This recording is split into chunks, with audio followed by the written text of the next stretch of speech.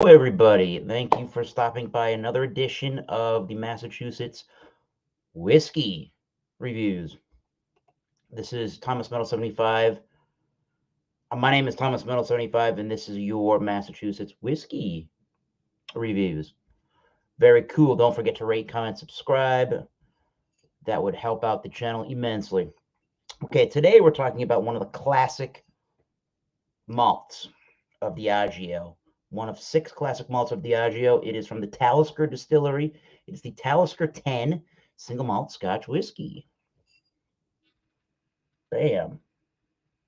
Got a little bit left. I already poured some in the glass, but I have a little bit left of this bottling. I believe this was $45 when I bought the bottle. It is now between 50 and 60 typically. 50 at the local chain store called Yankee Spirits in my area. This is a 40, it's a little rubbed off, but I see 45.8% ABV. Again, 10 years old. And this comes from a region of Scotland. If you can see the map here, where Islay is above that is called the Islands, and that is where the island of Skye in Scotland is located. And Islay or Islay and the islands in Scotland are known for their smokier, peatier, meatier whiskeys. So this one proves to be of that generalized flavor. So this is distilled at the Talisker Distillery, Cairboast, Isle of Skye. Very cool. And the bottling says, from the rugged western shores of the Isle of Skye comes a richly flavored maritime malt with a warming afterglow, so easy to enjoy, yet like Skye itself, so hard to believe. Here's a little imagery they have of that island, Isle of Skye. And they have 2 distilleries on that island. They have Talisker, and they have Torevig, which not that I know of, I've never seen any of their bottlings. Not that I was looking typically. But just so you know, Diageo, this is part of the classic malts of Scotland. And what are those classic malts? Glenkeachie 10, Dalwhinnie 15 year, Cragganmore 12, Oban 14, great whiskey, Talisker 10 from the Isle of Skye, and from Islay, the Lagavulin 16, made famous by Parks and Recreation Nick Offerman, the Ron Swanson character. So I believe, again, Islay and the island of Skye, the Isle of Skye, are going to have a similar flavor profile for sure. And in the islands, they also have Highland Park, Talisker, Jura, but not on the Isle of Skye here. According to wineware.co.uk, Scotch produced on the islands surrounding the mainland of Scotland offers a very diverse and different taste. They're not, however, recognized by the Scotch Whisky Association, but they're easily grouped for geographic reasonings as they're all islands. And Talisker is the largest island distillery with a capacity of 2.6 liters. Yeah, they should be pretty similar to Isle of Scotches, where you're getting seaweed brine, smokiness. So let's see what this one's all about. Enough talking, shall we? Nice color. Now, in Scotland, they can use caramel or additive coloring, and this bottling does not say that they don't use that coloring. And they have to be oak casks done for at least 3 years of aging to be a Scotch whiskey. So let's get that's a nice color, nice look to it. Cheers, JV. Now let's get a nose on the Talisker 10, shall we? I'm going to do neat without any water tasting, and then I'll put some cool ice water in here and see how that goes. 100% malt, single malt Scotch whiskey. This has if you ever stood on the beach by the rocks, or it's been a really windy day and you're getting the sea breeze from the ocean, or the ocean is crashing onto the rocks and you're getting the salty air from that, mixed with the brininess and like the seaweed, oceanic kind of a smell and scent. That's what you're getting in the Talisker so far. Very briny, some iodine. It's got some peat smoke, definitely. It's very subdued for the peat smoke, but you're definitely getting a smokier element to it. There's nice crisp apples. There's some nice honey and vanilla notes. Saltiness is great in there. A biscuity note, too. Nice white bread or biscuity, more of like a biscuity malty nose. There's something really, really rich and savory in there, too. That's probably part of the malts and the smokiness. So let's try the Talisker 10 as a neat pour. Cheers, everybody.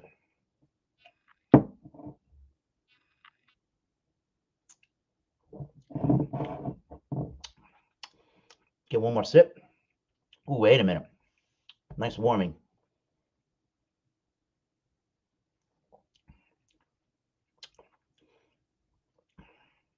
Nice warm campfirey notes. Not as big as some Isle of whiskeys and some other Scotch whiskeys. Again, hey, what's the whiskey you're drinking?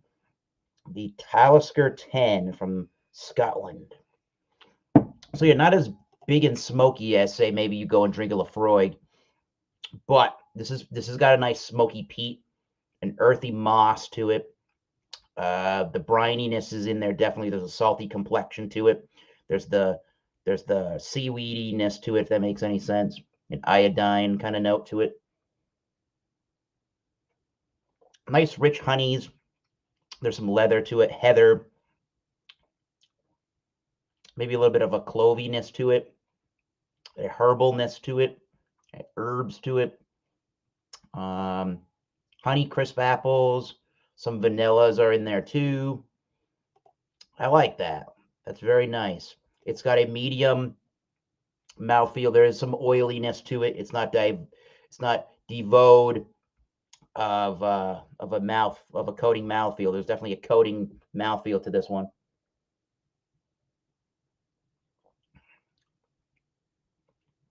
Yeah, nice smoke with the vanilla. Maybe a black tea kind of a note as well, with the salty brininess to it. I really enjoy Talisker 10s. One of the more approachable smoky whiskeys.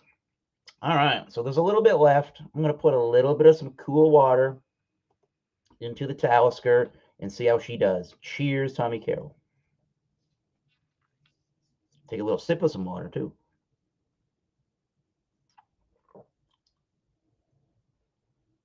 Just a little. All right, let's see how she does. See if that lightened up the color a little bit. Now it had a medium finish. The vanillas and definitely that honey and peat were going on for a while. Had a nice oily complexion. There's what she looks like now. Not a huge change in color, but it's a nice honey color.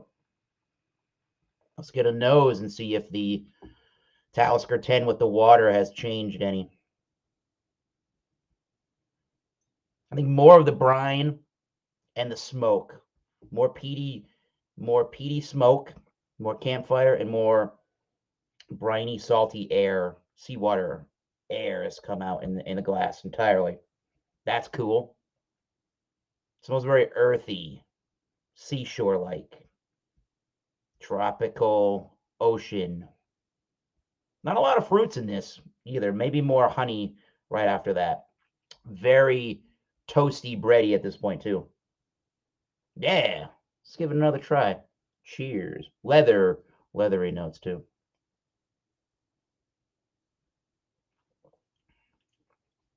That got super smooth. You're not supposed to say smooth in whiskey. They got super approachable. Right on. The finish is now subdued.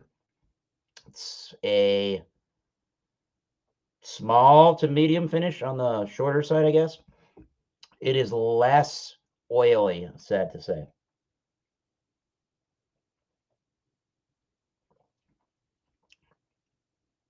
neat. I was also getting a black pepper spice that I really enjoyed. And I'm not getting that as much anymore. At the end of the sip, I'm getting vanilla custard, um, some honey before the vanilla, floral notes. It's a very small, short finish there. So I would drink this without water, definitely. Leathery notes, tobacco notes,